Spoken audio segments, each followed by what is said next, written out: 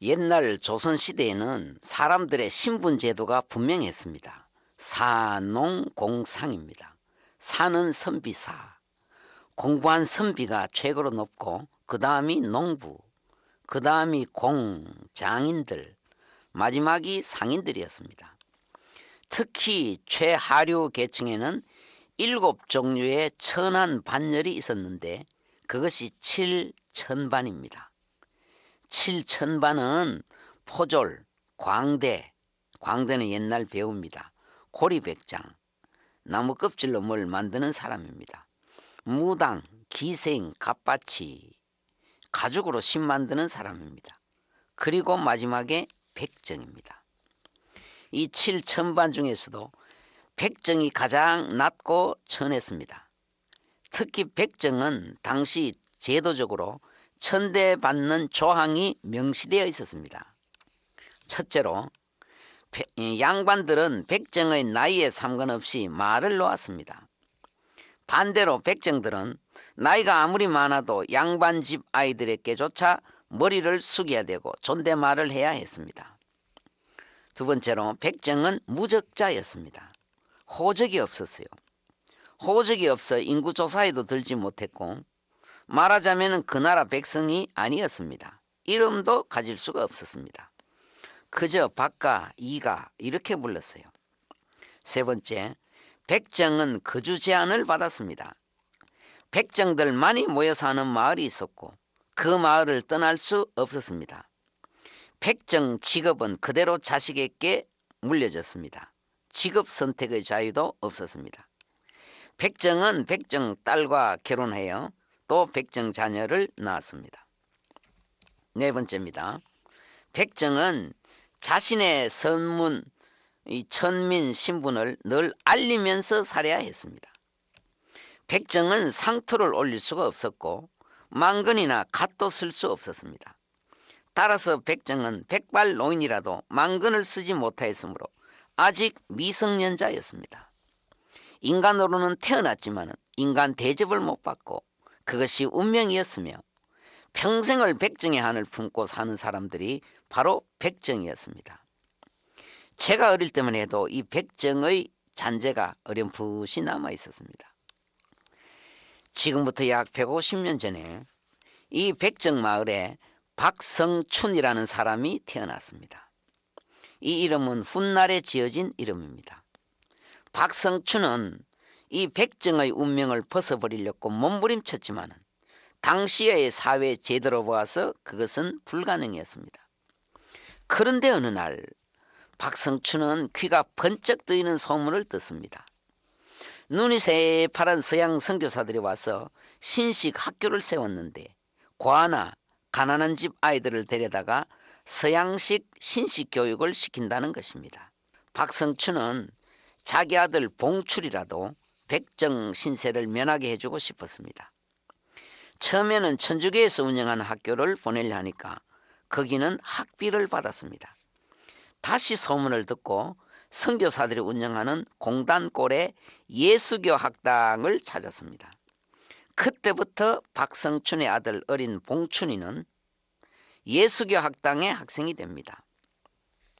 봉출이가 배우는 것은 언어, 산수 이런 과목이었지만 더 중요한 과목은 성경이었습니다.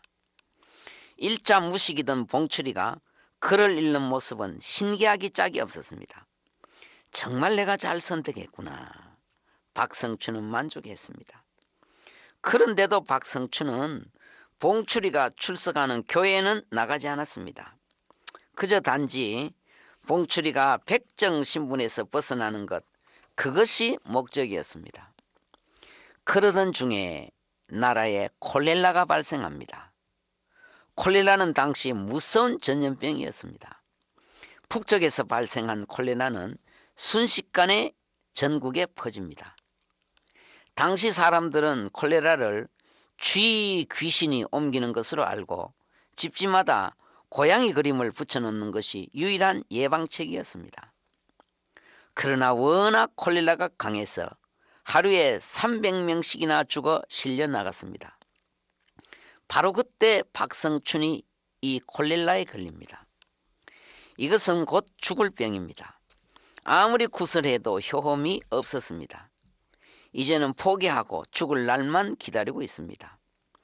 그 죽어가는 박성춘에게 어느 날 구원자가 찾아옵니다. 아들 봉출이가 낯선 선교사 2명을 데리고 집으로 오는데, 한 사람은 봉출이 학교 예수교 학당 공단골 교회 담임 목사인 무어 목사님이고, 또 한 사람은 당시 재중원 담당 의사인 에비슨 선교사였습니다. 에비슨은 1893년 7월에 내한하여 부산을 거쳐 그해 9월에 서울에 왔습니다. 그때부터 알렌이 설립한 국립병원 재중원 의사로 봉직하고 있었습니다. 에비슨은 병원에 근무하면서 무어 목사의 예수교 학당을 도왔고 늘 무어 목사와 동행했습니다. 또 에비슨은 국립병원 재중원의 의사였으므로 궁중 출입이 잦았습니다. 콜레라가 발생하자 고종 황제는 자주 에비슨을 불러서 자기 곁에 있게 했습니다. 에비슨은 이틀에 한 번씩 고종 황제를 만났고 나머지는 서민 진료에 힘썼습니다.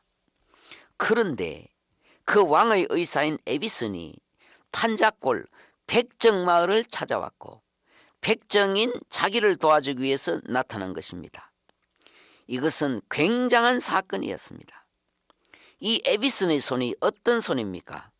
왕의 옥체에 손을 댄 그 손으로 백정의 몸에 손을 댄 것입니다.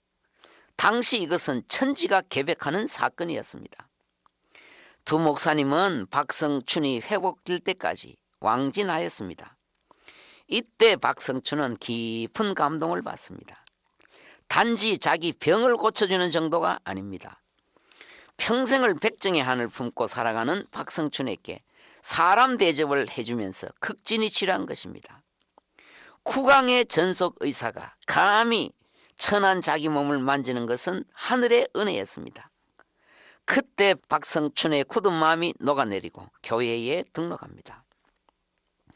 1895년 무어 목사에게 세례를 받고 그가 훗날 성동교회의 장로가 됩니다. 박성춘은 백정의 업을 버리고 은행가가 되었고 그의 아들 봉출이는 연세 세브란스 의대를 졸업한 후에 의사가 되었으니 그가 바로 의사 박서양입니다. 봉출이라는 백정 이름을 버리고 의사 박서양이 된 것입니다. 박성춘 장로는 이스라엘 백성들이 애굽에서 겪은 노예 생활보다 우리 백정들이 겪은 순환이 훨씬 더 크다고 했습니다.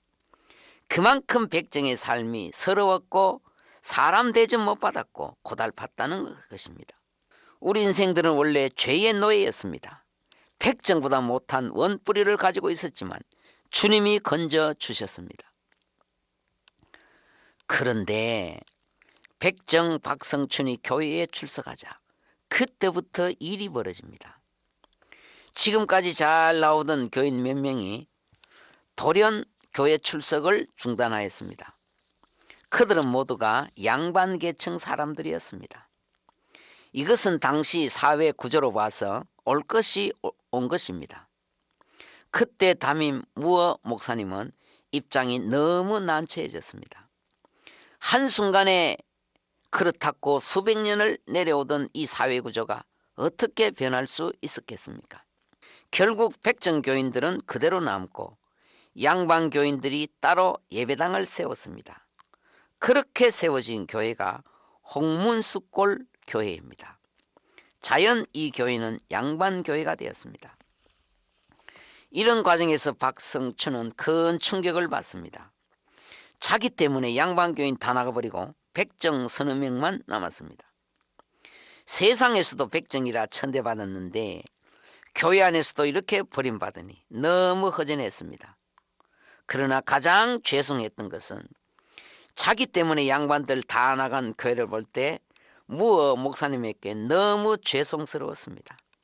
그러나 목사님은 오히려 밝은 얼굴로 박성춘을 두둔해 주었고 박성춘은 보답하는 길이 전도밖에 없다고 생각하고 열심히 백정들에게 전도했습니다. 박성춘은 날이 갈수록 신앙이 자랐습니다. 제법 부흥도 되었습니다. 매일 박성춘의 집에 모여 성경을 공부하며 한글을 깨우쳤습니다. 공단골 교회는 이렇게 백정교회로 성장하였습니다. 그런데 하나님의 도우심으로 기적 같은 일이 일어납니다. 양반들이 홍문숙골 교회를 세워나간 뒤 3년 뒤 1898년 아무 조건 없이 순수한 신앙으로 두 교회가 합동하는 놀라운 일이 일어납니다. 정말 이것은 한국교회를 사랑하신 하나님의 놀라운 섭리입니다. 양반교회가 백정교회가 합하여 이름을 승동교회라 했습니다.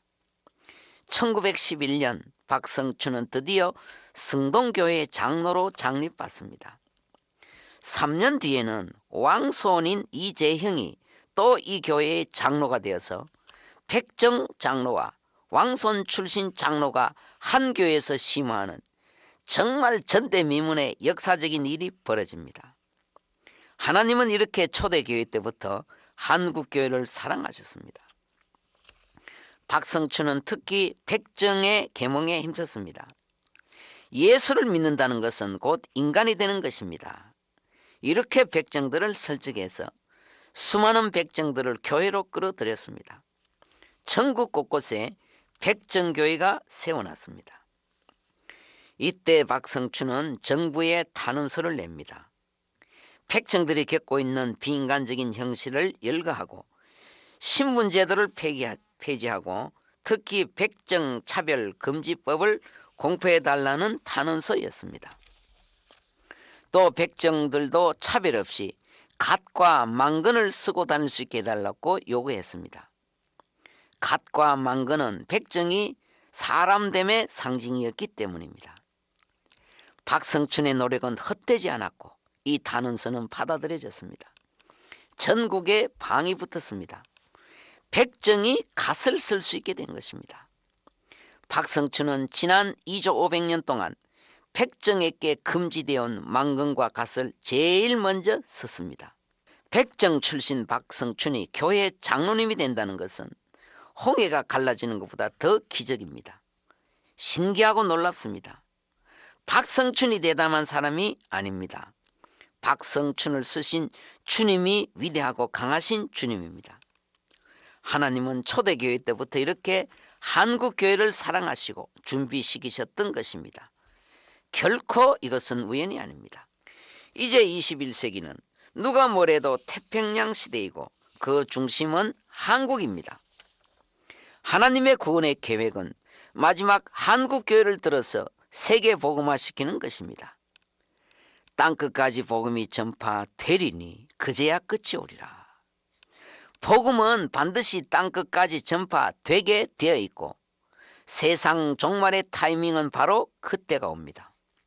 그럼 땅끝은 도대체 어디인가? 어디가 땅끝인가? 원래 출발점이 도착점입니다. 달리기가 그렇잖아요. 출발한 그 지점에서 테이프를 끊습니다. 복음은 유대나라에서 시작되었습니다. 물론 제자들에 의해서 사방팔방으로 번져나갔지만 복음의 주류는 서진운동을 했습니다. 서쪽으로 돌았습니다. 유대나라는 동양의 서쪽 끝입니다. 그게 또 서쪽으로 가면은 유럽입니다. 바울에 의해서 복음이 유럽으로 갔고 그게 또 서쪽으로 가면 영국으로 건너가고 또 서쪽으로 가서 미국 갔다가 또 서쪽으로 가서 한국까지 온 것입니다. 복음의 주류는 이와 같이 서진운동을 했습니다. 또 서쪽으로 가면은 중국이고 중동지방이고 유대나라까지 가게 됩니다. 복음이 시작된 유대나라가 땅 끝입니다. 서쪽으로 돌고 돌아 땅 끝까지 가는 것입니다. 유대나라는 거의가 유대교입니다. 유대교는 하나님은 잘 믿는데 예수는 안 믿어요. 그래서 유대교는 구원이 없습니다. 그런데 종말이 되면 유대인들이 복음을 받게 됩니다. 유대인들이 예수를 믿게 돼요. 지금 많은 유대인 랍비들이 예수를 받아들이고 기독교로 개종하고 있습니다. 이것이 종말의 결정적인 증거입니다. 주님의 예언에 의하면은 인자가 올 때에 종말에 믿음을 보겠느냐 했습니다. 다 세상에 빠진다는 말씀입니다. 날마다 세상을 이기시고 은혜로운 날 되십시오.